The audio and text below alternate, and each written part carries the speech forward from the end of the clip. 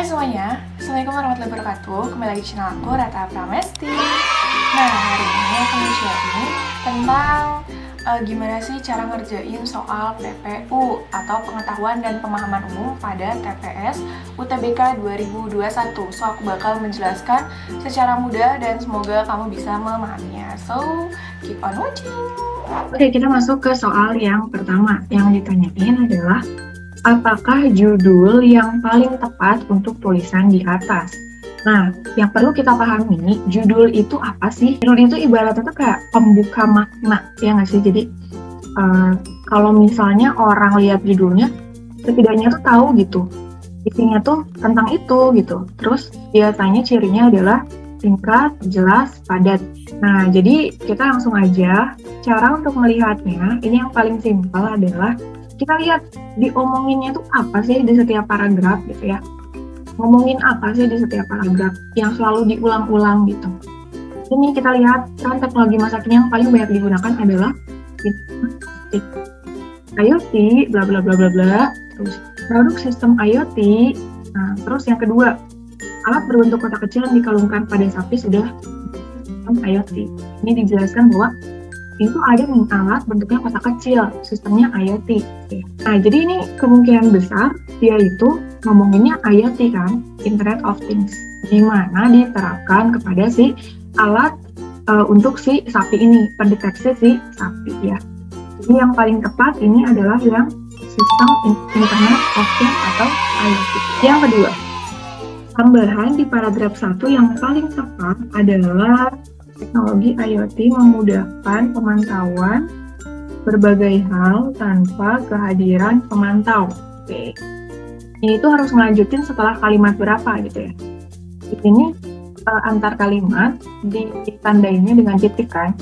Nah, berarti di sini, maka di sini udah ada tulisan sih. Ini 1, 4, 3, 4, 5 ya, sampai 5.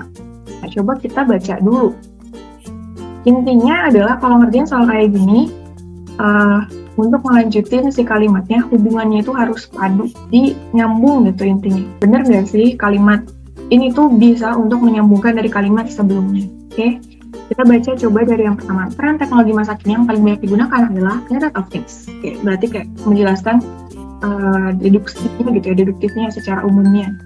IoT merupakan sistem internet yang menghubungkan objek fisik dengan manusia. Nah, ini mulai dijelaskan apa sih IoT itu gitu, menghubungkan objek fisik dengan manusia.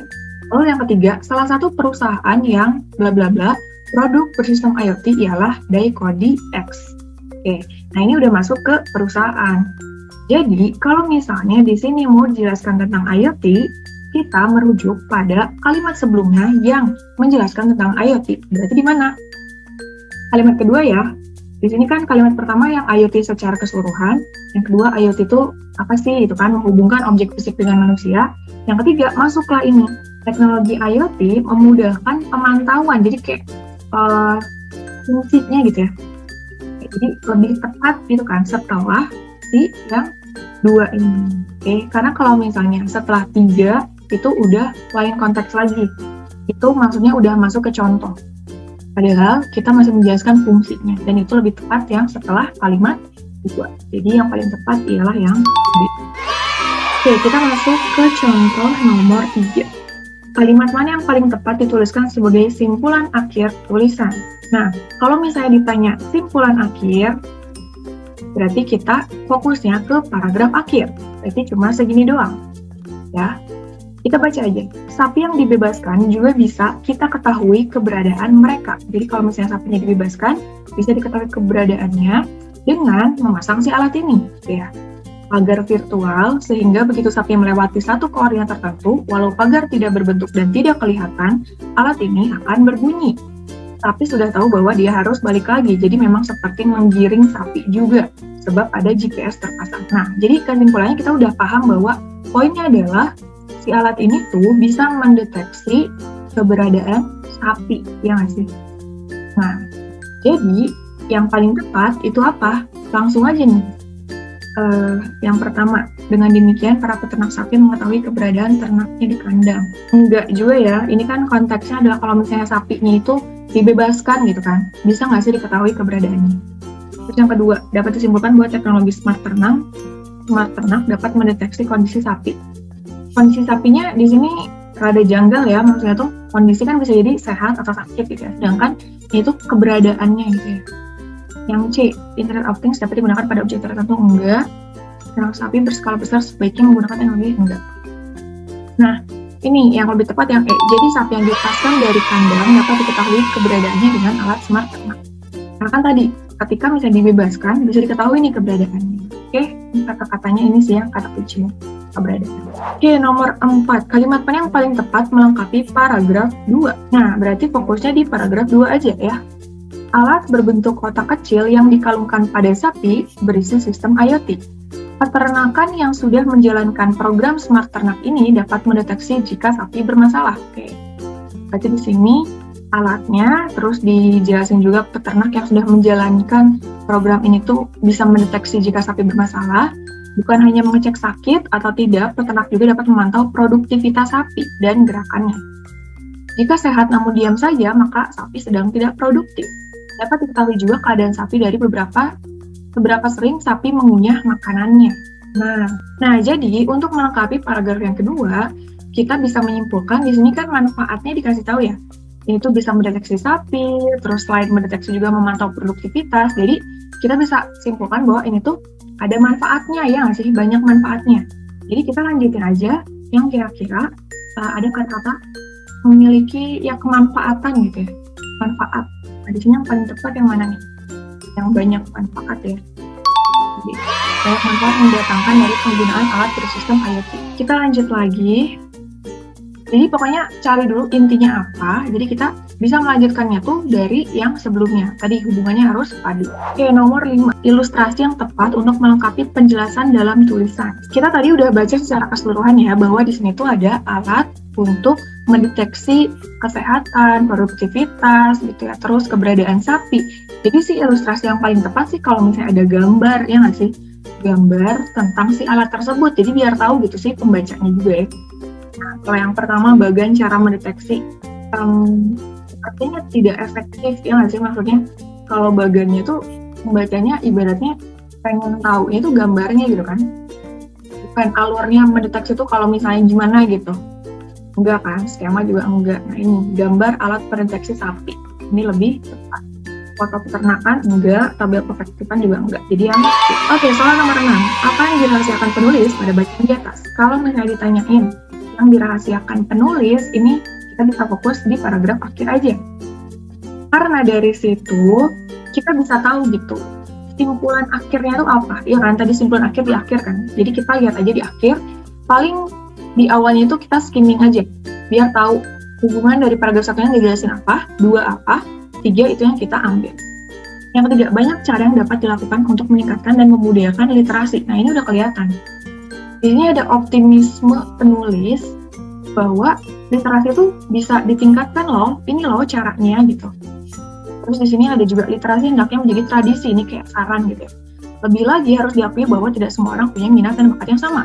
Ada yang suka menulis, the other individu. Oke, jadi di sini optimisme ya, kata kuncinya adalah optimis. Penulis itu tuh optimis bahwa bisa gitu diatasi. Yang mana nih? Keprihatinan?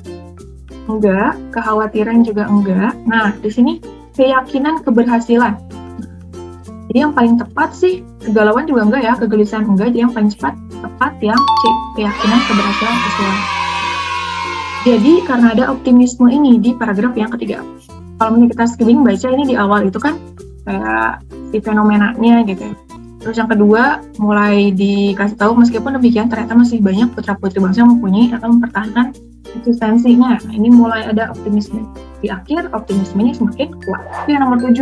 Nah ini favorit sih ya, aku kalau misalnya bagian ini paling mudah gitu mencarinya. Kenapa? Karena kita tinggal fokus aja ke yang sebelumnya. Nah, di sini tanyain kata mereka pada paragraf 2 mengacu pada, jadi fokusnya ke paragraf 2, kita lihat merekanya di mana. Ini ada mereka ya, yang di miring gitu. Mereka sadar bahwa bahasa dan sastra merupakan cerminan kekhasan bangsa sekaligus unjuk pemikiran manusia. Nah, di sini kita fokusnya ke kalimat sebelumnya. Ada beberapa elemen masyarakat yang senantiasa berupaya mengembangkan serta menjaga eksistensinya. Berarti di sini kata objeknya adalah elemen masyarakat. Coba ke kalimat sebelumnya lagi, karena elemen masyarakat ini nggak ada ya di pilihan. Meskipun demikian, ternyata masih banyak putra-putri bangsa. Nah, elemen masyarakat ini salah satunya adalah putra-putri bangsa. Jadi yang oke, kalau manusia, bangsa, bahasa Indonesia, orang-orang zaman sekarang ini. Ya lanjut, fungsi paragraf 2 pada bacaan di atas. Oke. Di sini kita fokus untuk baca skimming, lagi baca cepat ya. Fungsi ya, berarti yang pertama tadi mengenai fenomena ya, dijelasin fenomenanya. Yang kedua, meskipun demikian ternyata masih banyak putra-putri bangsa untuk mempertahankan atau menegaskan eksistensinya. Jadi di sini tuh mulai dikaitkan tadi optimismenya gitu, bahwa ada loh elemen masyarakat yaitu putra-putri bangsa yang masih menegaskan eksistensi bahasa Indonesia gitu ya. Jadi coba kita langsung aja lihat ke pilihannya.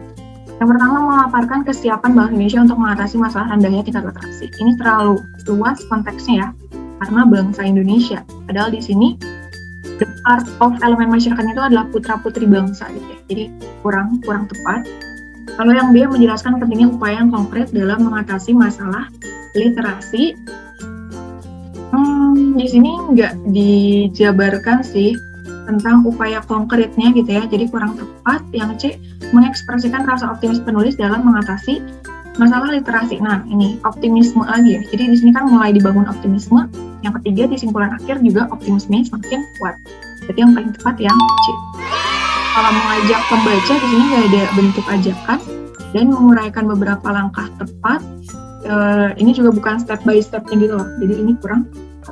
Dan kalau misalnya diperhatikan, di awal ini kan fenomena tentang si rendahnya literasi gitu ya, jadi ini ibaratnya itu yang negatifnya gitu ya. Lalu meskipun demikian, nah ini ada konjungsi negasi. Negasi itu berarti kebalikannya dari si negatif itu positif, berarti bisa ke yang optimis, tepat ya. Oke, nomor 9, terkait ilustrasi yang dipaparkan paragraf 2, paragraf 3 sih mengakomodasi keinginan penulis untuk. Di sini kita udah tahu ya bahwa di sini ketika optimismenya itu timbul gitu ya dari si putra-putri bangsa, lalu yang ketiga ini optimisme semakin kuat gitu ya untuk meningkatkan literasi. Berarti di sini kalau misalnya kita lihat yang paling tepat yang mana? Menguraikan maksud secara lebih spesifik, enggak ya, ini deskriptif gitu. Menyimpulkan penyebab masalah, enggak, karena bukan penyebabnya, ini kan kayak bentuk keoptimisan dari penulis ya. Lalu yang C, menawarkan solusi praktis berdasarkan kesiapan yang dimiliki. Nah, ini bisa jadi, kenapa? Karena di sini ada juga kata-kata gini. Jadi lebih baik harus diakui bahwa tidak semua orang punya minat dan bakat yang sama. Ada yang suka menulis, membaca, atau tidak keduanya. Cara yang paling efisien adalah menumbuhkan kesadaran paling tidak agar individu maupun kelompok yang ada memahami betapa pentingnya literasi dalam kehidupan sehari-hari. Jadi walaupun tidak memiliki minat dan bakat yang sama, tapi yang penting itulah kesadarannya dulu lah gitu ya. Jadi situ ada solusi, ya ada solusi atau ada pemecahan masalah. Jadi yang paling tepat yang kalau memiliki pandangan penulis, ini tidak ada subjektifnya, maksudnya menurut penulis nggak ada yang kayak gitu ya kan. Kalau melanjutkan pembahasan yang fokus pada gagasan prioritaskan juga enggak. Lebih ke solusi praktis sih. Penulisan ungkapan seperti menggumam dan tertawa pada kalimat 2 pada bacaan di atas untuk, nah berarti fokusnya kalimat kedua aja ini.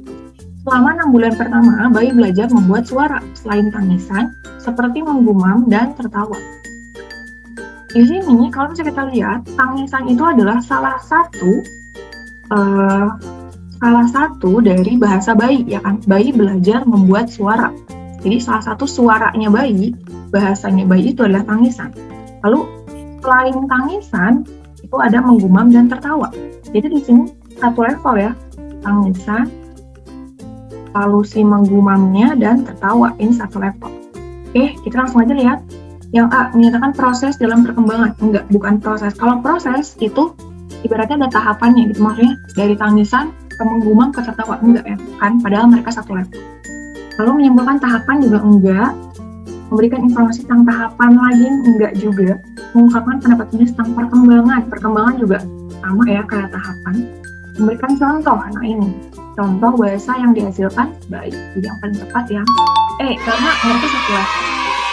So itu aja Semoga bermanfaat dan semoga lebih paham gitu ya tentang tips-tips dan trik dalam menjawab pengetahuan dan pemahaman umum untuk yang soal teks. Ya biasanya suka bikin pusing juga ya, makanya harus membiasakan membahas soalnya dan menjawabnya. Oke? Thank you banget ya udah pada nonton sampai akhir dan kita udah belajar sampai akhir juga. Semoga kebayang gitu ya soal-soalnya kurang lebih yang gak jauh-jauh dari situ gitu ya, dari teks ya.